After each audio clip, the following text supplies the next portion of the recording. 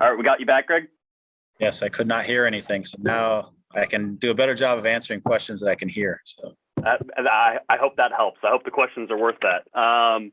Quick, first for you, there's rumors of Douglas Costa coming to the LA Galaxy. I wanted to know if you could comment on those.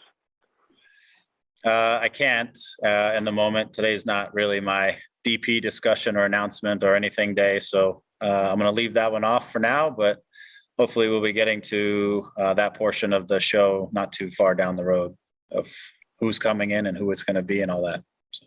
All right, understood. I wanted to know where you think this team is fitness wise, and obviously there's been a couple scrimmages since last time we talked to you. Farai Mutatu has scored a couple goals and had an assist there as well. I was wondering what the prospects or what he'd need to do in order to make this first team. Yeah, in terms of where the guys are, I think we're in a good spot.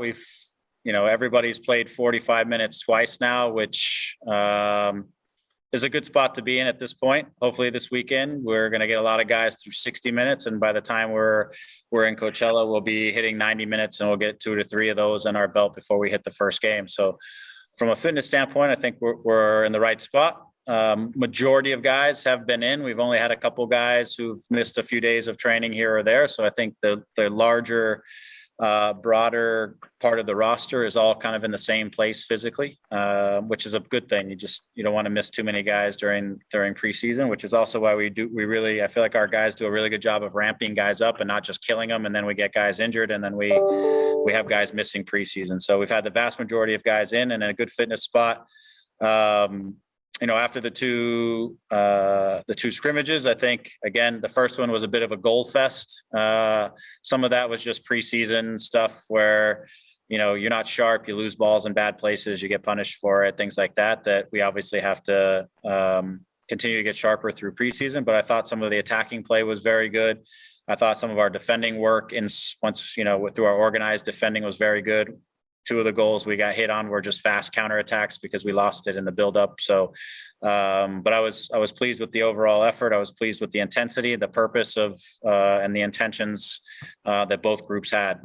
Yesterday was really an exercise where we were concentrating on with the ball stuff, trying to set our attacks, be intentional, get guys connected in their movements, set up final actions, all that kind of stuff. I got to give a lot of credit to the opponents and the group that came out to play us. They were organized. They worked really hard. They didn't make mistakes, which meant we had to create chances and goals. And they were very respectful. So I was really appreciative of their work. It made it for a really good exercise for us. And I thought it was a real purposeful day.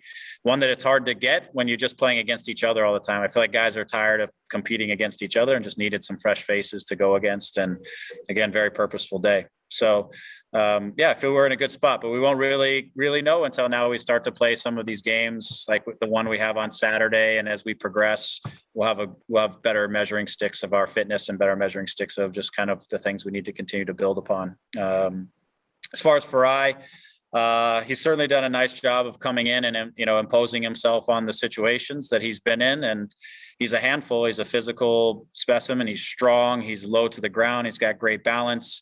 He rides challenges. He works hard on and off the ball. So he has a lot of tools to work with. I mean, he's got a nose for the goal in and around the box. As we've seen, he's got a couple goals, assists. And really, he's come in with a great mentality to work. He's sharp. So when we give him some tactical nuances and things, he's able to adapt pretty quickly and stay with the priorities of the moment. So he's done a great job. Again, I think preseason and especially these early games aren't the ultimate measure of things, but he's certainly put his best foot forward and shown that he does have a real bright future. And we're just going to keep working with him day to day and give him the right challenges that he needs to move forward. So, but he certainly put himself in the conversation for what happens for him this year. Thanks, Greg. Yep. We'll go with Damian Calhoun. Hey, Greg, how you doing? Hey, Damian. Well, yourself? Good. Hey, about Farai, were you a part of the group that went to the combine to get a look at him? I was not. I was at a different event other than that. And so, yeah, the guys, but I reached out to a couple of people who gave us really good feedback on him and his skill set and quality. We also liked the potential of his versatility, that he can do a number of different things potentially. So he wasn't just a straightforward, he only plays one position and one position only. He's a player who has the capacity to maybe do different things. And we wanted to really just see what was going to be his best attributes as we kind of choose a path for him at the professional level. So we've heard nothing but wonderful things about him as a person and the work rate and all that stuff. And he's certainly brought all of that. And I guess we're talking to Mark Delgado here late after you. What does he bring to this team on the field, and you probably in the locker room as well? Yeah, Mark is he's one of those guys I think sometimes that can go under the radar or be a little underappreciated, but he does so many little things that don't necessarily show up on the score line, but they really help a team in ways that are immeasurable. The quantity of work that he puts forth in a game, like we have the 100 top performances physically over the course of a season. We can look at those. Marky is the only player that has 10 or 12 games where he's in the top 100 of the season. Like, he just has an incredible capacity and engine for work. With that, he's got his ability to transition from attack to defending and defending to attacking, I think, is as good as anyone in the league. And so it's never a moment where he loses time. He's always ahead of the game. He's always on the clock, which I think is important. And he's super aware. He's a guy that I call him the great balancer. He's the guy that recognizes when a space is empty, it needs to be filled. He recognizes when the defenders need help. He's always there to help. He just has this. He has awareness and a capacity to cover ground and do things at a rate. He's also, for me, he's a time giver, and by that I mean you'll rarely see Mark take 3, 4, 5 touches on the ball. His capacity to play in one touch and give his time to other players, and his capacity to keep the game flowing so that the attacking players and the guys who do get the assists and do get the goals, they get the ball when they need it so that they can be effective. For me, he's one of the best players in the league in terms of giving time to the guys who are expected to have goals and assists. He'll contribute a few along the way, but really he's a big engine in making things connect from all these different phases of play. So really excited. He's been great since he's been here. He's immediately integrated in the group from a locker room perspective. He's a winner every time he plays, whether it's small-sided or in the bigger game. He competes and he looks for ways to influence the game and win it. Not always, like I said, on the goal and score sheet, but he does work that that's just immeasurable in many ways. All right, thank you. Yep. We'll go with Scott French. Hi, Greg. How are you? Good. How are you doing? Great, thanks. All right. Can we take it by the timing of this that you are not watching the African semifinals? Correct. Well, we're going to overtime. Okay. I have 2 questions for you. One on Marky. You also coached him at Chivas. How early did you recognize this in him, and how much did he have to grow from that point? Yeah, so Mark was with us at Chivas. I think he was on the under 16 team, maybe 15, 16 at the time. He was actually playing for Dan Couchman, who was the coach of that team at the time. And for us, it was obvious right off the bat. First and foremost, he had a world-class engine, which is, something that Jim Liston back in the days who worked with us would always say, like, this kid can work, he can run, he can cover ground like a professional, but he was only, 16 years old. We would bring him into the first team. He would compete to win the beep test right off the bat. And you just saw that his capacity to do work was off the charts.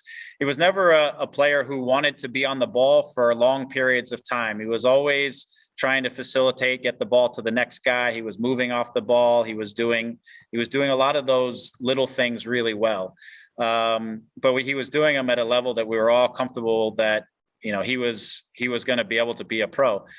For players like that, it becomes, he developed a greater level of awareness. He became more purposeful with each of his movements. He started to understand the spaces a little bit better, how to read their game a little bit better, so that he was more efficient with his work and could impact games in his way through awareness, through, again, efficiency, through all of these things that you would see from a connector, not necessarily a guy who is, again, the difference maker on the scoreboard, but he's a high level connector of things on the field for us. And so we saw those things from him pretty young. And he's just continued to hone in on those things. I mean, he hasn't really tried to change who he is. He hasn't tried to overly evolve his game. He's just become more and more, I think, more masterful at what it is that he does and who he is. And secondly, we started seeing rumors maybe about 5.5 weeks ago or so on Eric Zavaleta and possibility of him coming to the Galaxy. You obviously have a professional and personal relationship with Eric. Are you looking at him, or have you had conversations? Are you involved in conversations now? I have spoken with him. I have spoken with his agent. It's not a move that we are sizing up or making. Something that we talked about is our center back depth and whether we need something there, whether he ends up being the right person or not. We haven't made any real progress or discussion on that, but certainly he's out there and he's a free agent, but there's nothing in the works or in the making of it. Wonderful. Thank you, Greg. Yep. We'll go with Gio Garcia. Gio, go ahead. Hey, Greg. Hope you're doing well. Great to see you. Thanks, Joe. You're muted again. There you go. Gio, I think you're muted. Hey, Greg. There we go. Yep. Hey, Greg. Good to see you again. I know there's a lot going on this offseason. You guys have had a lot of great signings. I wanted to ask about Christian Pavone. I know there was rumors out there. What's the likelihood? Is the Galaxy still interested in Christian Pavone, or have you guys moved on away from him? Yeah, I mean, I'll say the same thing I say. It's not a simple situation. It's a complicated situation. There's a lot of things that are in that situation that don't make it as straightforward as, maybe some people would like. And so, is it a possibility? Maybe. Is it likely? Don't know if I could say that it's likely, but obviously it's a player we monitor, we know well, a lot of a lot of the things that he did on the field, but there's still a lot of questions that are unresolved that need to be resolved before that could even be a real discussion or a serious discussion. Thanks. And what do you think about Jonah Araujo getting about 15, 20 minutes yesterday? That was great. I loved seeing him get on the field for many reasons. For him first and foremost, to have that opportunity. I know, and I could see it in him a little bit. Just he was anxious to get on the field and try to impact the game. And he was flying and buzzing. I thought he had a couple moments where he put a good ball across the face of the goal. It kind of created an opportunity there at the back post, but you could tell he had a lot of that anxiety, energy, and Julian's already an energetic fellow. And so it's important to get that first moment and get that first sensation for your national team. And I thought 15 minutes was, at least it gave him that opportunity, hopefully, to help him relax next time. And maybe he gets 90, whatever that looks like. But I was really happy for him because I know he's worked hard for that opportunity. He deserves it. And there's only bright things for him for the Mexico national team and for us as well. So it's a great experience for him. Thank you. Go with one final one with Alicia Rodriguez. Thank you very much. Hi, Greg. Thanks for your time today. Thank you. Wanted to ask you about your tactical approach this season. You're somebody who's often used different formations and kind of different systems throughout your coaching career. And last season, you said that you wanted to kind of keep some continuity in order to kind of implement a system. What is your approach for this season? Are you looking to, mix it up when you need to, depending on the game state, that sort of thing? Or are you looking to kind of maintain something stable and keep it pretty consistent this year? Yeah. First of all, I always love a tactical question, so thank you. So for us, the most important thing is that we do what is best for us first and foremost, and the players that we have, and we fit them into a shape, I call it, that is most conducive to getting our best guys on the field and giving our best guys the opportunity to be successful, but also keeping the guys that are supporting players in roles that help them to be successful. So we want to be consistent. We want clarity. We'd like to be able to adapt inside of our consistency. I think that's a big thing. I'm not a big I know there's a lot of talk about shapes, but shapes alter inside of games all the time. If, you can choose to build with 4, you can choose to build with 3, you can play 1 pivot, 2 pivots, you can play with wingers or 2 strikers. All of that can involve inside of a game or inside of the field. For us, we'll have rotations and different things that we'll rotate into, but our base system will primarily be the same. And so we won't get into too much of that. It's more, for us, it's a little bit of an if-then scenario. If we see this, then that gives us the cue to do a little bit of that. And then we play inside of our principles that never change. Our shape may change inside of a game, but our principles never change defensively or offensively. For me now, it's more about continuity. It's about execution. There's certainly things that we have to improve upon. It's about transition, reactions, and preparation.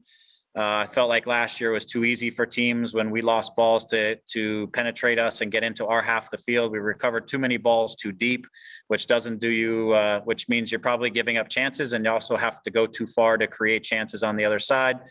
There's things inside of what we do that I think we just have to get better at, and if we do, we can change the momentum of goals against, for example, in a big way. And so those are the things that we're focusing on is more inside of what we're trying to do inside of our shape and enhancing the things that we want to do and do them well and do them better with more continuity. So awesome. Thank you. We have one more from Damien. Damien, go ahead. Yep. Hey, Greg, I want to touch base on the group of homegrowns that were signed last year. What have you seen out of them this, I know training camp's only been a couple of weeks here, but Dunbar, Neal, Perez, and Saldana, what have you seen out of that group, and what do you need for them to show going forward here? I think they're all maturing, which is a good thing. They're all very young. I mean, they're all 03s that you mentioned. 02 for Adam, who is injured. So Adam is injured and he'll be out for a little while. But as far as Cam for me is he's talented. He's still a young player. He has the potential to have little game-changing moments throughout the game. It's just for him, and I've said this to him, it's about being more consistent between those moments. It's being able to defend with consistency, with reliability. It's all the moments inside that show that you're ready to take on 70, 80, 90 minutes, 45 minutes, and be consistent in those reliability areas. Again, it's defensively, it's in possession, it's in all of the things that as a young player that get you on the field and they make the coach feel like, okay, he's got his area covered, right? And then when they get enough of that, they grow out of that, and then they can start to become more difference makers and stuff like that. But we can't have difference makers who are unreliable. And I think that's the part that Cam is just working through a little bit, is through some of those reliable moments, being better in possession, being better on the defensive side, and all that. He's making progress, which we like. He just needs, again, more games and more repetitions and more opportunities. Johnny, there's some similarities in that with Johnny, because he does have a wonderful left foot. He's to me, he's always surprising, and he always shocks people at his speed and his quickness and his ability to create on situations. But again, it's his connectedness and his concentration in the moments where he's not making a difference in the game, making sure he's connected with the team. He's reliable on the defending side and doing his role. And he's also reliable in possession moments and things like that. So again, it's just maturity for those guys. We love their upside. We're hoping they can take another step forward and have some more impact through the course of the season. But that's just us continuing to try to develop and bring them along, but they've done well.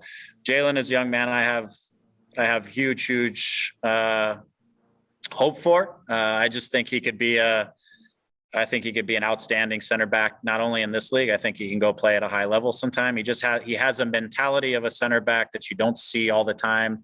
Very even keel, very calm. He's a game reader. He's always assessing the situation and understanding the priorities in a situation, which is really important for center backs.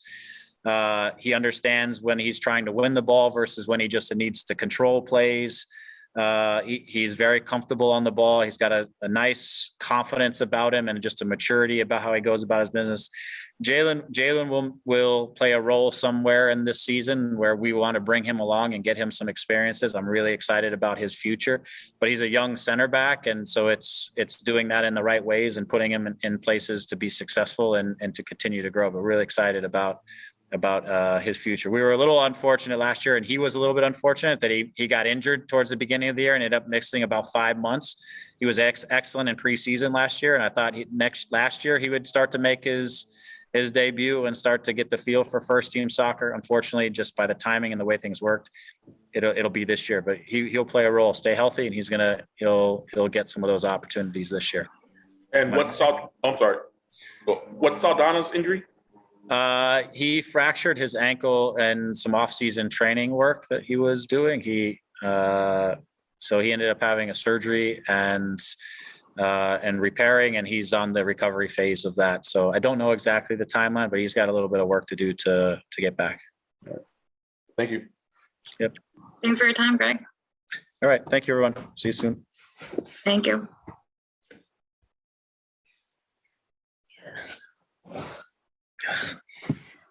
Hi, everyone. We have Mark Delgado here. Mark, thank you so much for joining us. Officially welcoming you to our media in Los Angeles. We'll start with the first question with Damian Calhoun from the LA Daily News. Damian, go ahead. Hey, Mark, how you doing? Good. How you doing, Damian? Doing all right. You've had quite a journey here. We starting your career all the way back with Chivas USA. What has this journey been like for you? It's been good. I mean, it's been a lot of ups and downs, but overall, I've taken, only the positive things out of the whole, ride since, the Chivas days. And I've only gotten better and, become a better person as well off the field. So, I take all the positives with all the experiences and, bring it here to the club and, do my part on the field and, in the locker room with, bringing in my own personality to the team. And what have you noticed out of the group the last couple of weeks here in camp? You guys have had 2 scrimmages, I believe. I'm not sure you played in both or. Yeah. I've been part of both. With first game, we're still getting to know one another. What each other, how we play, what's our strengths, what's not so much of our strengths. So first game was more of that, and then the second game was more of gluing things together. So it's been good, from the beginning to now. I think, and I know, and I've noticed that we've continuing to getting better and better and better each day. So, and then we're also getting comfortable with one another as well in the locker room. So it's been a good journey so far. All right. Thanks a lot. No worries. We'll go with Nikki K from Spectrum Sportsnet. Nikki, go ahead. Hey, Mark, how's it going? Welcome to the Galaxy. And first of all, what's your transition like been off the field? Moving here, kind of getting situated. What does that look like right now? I'm just staying with some family right now. I still got to finish the move with all our stuff in Toronto, but, my wife is taking care of all of that just so I can, solely focus on, my game here and the team and everything here. So thank her for that. Because she's stressing out about that. So I get to relax and focus here. So, she's great. And thank you so much for that. But yeah, that's kind of where I'm at right now. And Coach was raving just about your ability to move the ball, kind of be selfless in terms of setting up other guys to do what they need to do on the field. I guess, where did your philosophy in soccer kind of originate, and where did you learn to be kind of that great balancer on the field? I've kind of learned that, I'd say in my time in Toronto with Greg in 2017, I believe, just because, I was a young player, and I mean, I still am young. But, the dribbling and all this, special stuff that just, a lot of things that give you, all the highlights and stuff like that just wasn't, working out for me. So I was like, okay, time to review, some video from training and games and what could I do better to, better myself and then, better the team and get, the results that we need. desperately. So I reviewed and studied like video and training games, and it just come to find out that, I can play one touch. And, speeds up the play, speeds up things, gives my other teammates more time. It unbalances the opponent most of the time. So I figured that out and I tried it, and it seemed to work. So I stuck with it, and it's really gotten me far. So here I am with Greg again, because it seems like it's working. So I'm glad to be here. Awesome. Thank you so much and welcome. Looking forward to a good season. Thank you, Nikki. Thanks, Nikki. We'll go with Scott French. Scott, go ahead. Hey, Mark. What is it like to be coming home? How big of a deal is that for you? It's nice. I know it's home, but at the end of the day, I'm looking at it as more of a job, I know I'm home, but I have a job to do. So I'm definitely not trying to get comfortable in any type of way. Trying to keep myself in check, on edge at all times. So, that hunger and eagerness to continue to get better and battle every day and make my teammates better is always there. So, and then on a side note, it's obviously nice to be home and have family around as well. So, but I don't want to get too carried away with that. It's a little distraction on the side, but I try to stay focused as well as I can. But you've spent most of your career, almost all of it, with Greg. And what are the things that you see in Greg? What makes him the coach that he is? I've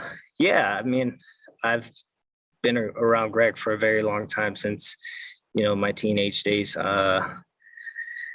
He's just a really, really intelligent coach. He knows what the game needs. He knows, the ins and outs. He always has a plan B and even a plan C for things. So, we don't ever come across and, not know what to do. We always have a plan. And those are things that I've really admired and, I've really appreciated as having him as a coach, and we even, talk about trainings and games that have happened on TV and tactics, which I've over the years started to enjoy to talk about more with him. So it's been definitely a good, building block over the years with him. Wonderful. Thank you, Mark. Yeah, thank you. We'll go with Josh Guessman with Corner of the Galaxy next. Josh, go ahead. Hey, Mark, welcome to the Galaxy. Quick question. Obviously, last year with Greg, he came in and moved around about 17 players that came in. And so this preseason last year was very sort of trying to get everybody together. You're coming in as the guy who is from the outside and seeing this team. How put together do you see it? How far along in the process of sort of implementing Greg's different tactical ideas do you see this club right now? Good question. My first impressions, there are good players on the team. I've watched, the team play throughout last year, and they were definitely missing some pieces. And I think that's why I was brought here, to, fill in some of those gaps that are needed. And I think bringing me in, it'll definitely glue some things together. And then obviously you have the DP coming in as well. So I think things are moving in the right direction. We have the players, but we just need to, like I said, glue together and execute the game plan at the end of the day. Everyone's eager and hungry to get results, make the playoffs, win titles and things like that. So we need to, stick with that ambition. Each player every day, and we just need to continue to better ourselves every day, and we have the players to do all that. Perfect. Thanks, Mark. Appreciate it. No worries. Thank you. Go with Alicia Rodriguez. Alicia, go ahead. Thank you. Hi, Mark. Welcome home. Wanted to ask you, I guess, kind of your dynamic in the locker room. You've been a pro for a decade, but you're still only 26, and that's pretty unusual these days. So are you one of the veterans? Are you one of kind of the guys in the middle? Like what is your spot in the group, and kind of how are you fitting in with the dynamic so far? I guess you can call me a veteran, just because that's what everyone calls me. And then the young guys think I'm a lot older as well, and they're surprised to find out I'm 26 when I tell them I am 26. But yeah, I mean, I think I'm in a good position and at a good age to relate with both, the veterans, because I have the experience underneath my belt, and then I can relate with the young guys as well, because I've been in their position as well. And, I relate with them a little bit more on, their likings and their taste on, music and things like that off the field as well. So, yeah, I think I'm in a good position, and, I've been getting to know the young guys and getting to know the older guys as well, the veterans, and, just, making them more comfortable talking with me, good banter all around, and just bringing in a good vibe to the team. And then also, on the field, I can help, the young inexperienced players with the experience that I have. And then, I can help the experienced players as well, bringing in what I've experienced and what I know, and how, I can help the team as well, just because, that's what I was brought in to do. So I think I'm in a good position right now with, getting to know everyone, and then also gluing with the team on the field as well. Mark, thank you so much for your time. No worries. Thank you. Thank you, guys. Can't wait to meet you guys each in person. See you guys. Peace.